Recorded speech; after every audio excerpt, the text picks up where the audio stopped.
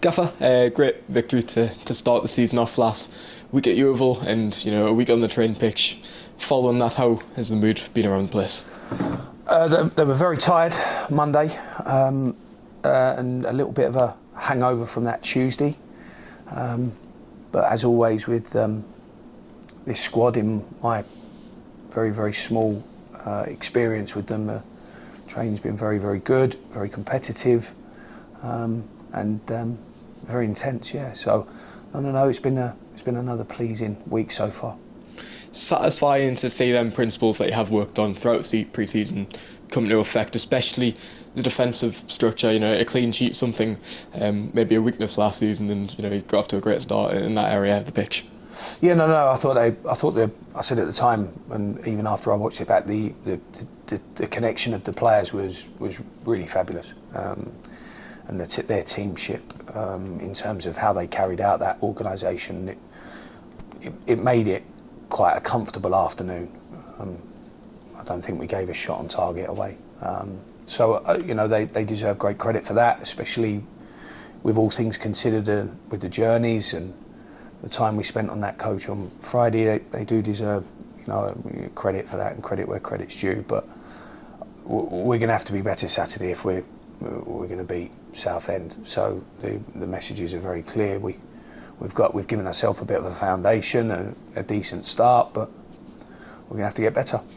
And on to test 2 of the season, how much are you still learning, and the squad still learning as well, about the principles that you're trying to bring in?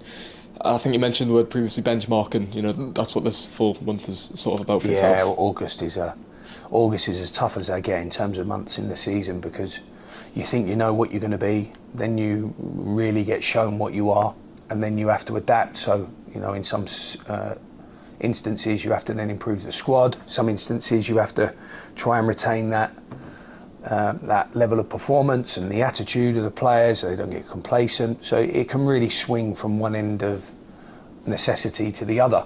But it is a learning period, and more so, I'm still learning so much about the region and the football club and its history, the supporters. I tried to meet as many as I could last Saturday. I had some really good experiences meeting some of our supporters.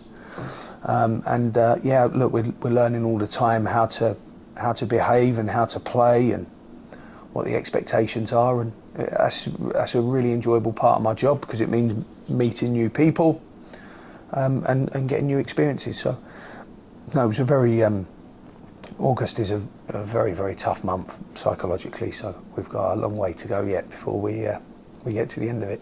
And you've touched on the home advantage. First time you'll get to see that in full effect on Saturday. How much are you looking forward to getting in that dugout at the Vic with the fans behind you in a league fixture? You talk about the connection you've been trying to build, and we saw that on Saturday full time obviously as well.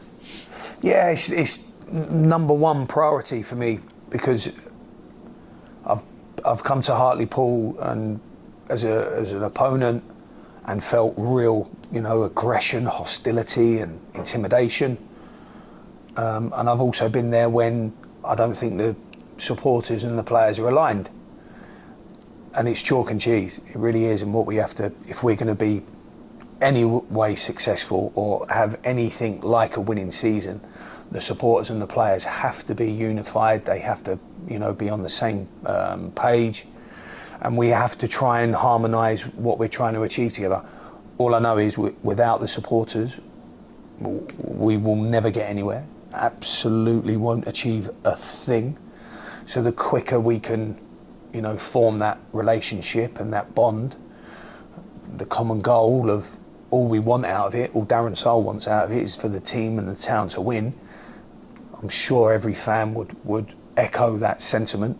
So if we can harmonise that into a performance that reflects those values or traditions, principles, then I think we give ourselves a much, much stronger chance. And our supporters can make this the toughest place for any opponent to come to, which I'm hoping they do.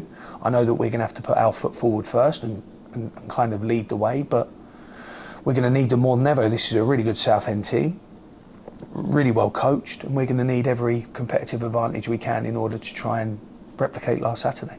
Yeah, and how have you assessed Kevin Mayer's side? You know, a 1-1 draw on Saturday, conceding quite late, brought 3 players in over the summer. Obviously, a strong season for them last year on the pitch. How have you looked at them from the outside? No, they're very good. You know, what they've got there now is a nice continuation of a couple of seasons and some recruitment windows when they are allowed to recruit. But Kevin, Darren and Mark are as good a coaching team as the league, as good a coaching team that represents our league, as not many as well as them. I think they're very, very talented, the 3 of them, but I think as a group they're really, really connected, and I think that reflects in their teams. And I can't remember a bad Kevin Mayer season at Southend since he's became manager, and he's a very good coach and a good lad. So the team reflects always their leader, always, and I think that team reflects Kevin and his staff very, very well. Yeah, and obviously the departure on loan and Cam Darcy departing the club, going to Whitby Town, played on Tuesday, and I think Max Story got some minutes supplied as well. So still, you know, keen on developing young players. I know Joe Monson spoke about it previously, but it should be a great experience for them too. Yeah, I was very fortunate. I was able to go and see Max on Tuesday at Blythe, and he came on very early and played very, very well. I was really pleased with him, and gave him some really positive feedback, which is always better than the other form. And Max and Campbell have got to now go and learn on the job. And, you know, and whenever I can get over to see the pair of them and try and review where they are in their development, that will give me a far greater idea of where they are in relation to our first team. And they need to just keep learning and going from that under that under 18 to that senior player. So, you know, it's a really good experience for them. They've got to make the experience work. You know, nothing's going to be handed to them on the plate. We're never going to thrust a. They have to start on a team that pays their wages. They're on loan for a reason, and they've got to earn a start in the same meritocratic way that we do it here. So, good experience for them. Like I said, I didn't see Campbell play on Tuesday, but I thought Max played very well. Yeah, and just a word on the injury front as well. Greg Sloggett, I saw him run on the pitch earlier this week. How is he doing? I know obviously Luke Waterfall and Tom Parks, minor tweaks on Saturday. You will have a role then. Greg's still got a chance for Saturday. I think it's a small chance, but he's got a chance. I think the quantity of his work will need to be reviewed at the end of play today. Luke hasn't trained as yet this week. Tom's fine, absolutely no problems, and Kieran Wallace is, I think from Monday will rejoin the group properly with a bit of luck. And apart from that, I think it's a clean bill of health. Yeah, and just on Luke, was that just cramp? Was it or anything more than that on Saturday? Yeah, well, cramps are, it's a very fine line with cramp. If it continues to cramp and the lactate takes hold of the muscle, then sometimes they can form strains and tears in the muscle. So I think it's just seeing how far along that cramp went as to how close it's got to a tear. Well, I'm very hopeful that it's not. It's just been a bad case of cramp, but that can only be really assessed based on when he gets himself back out for training. Like I said, he hasn't trained yet.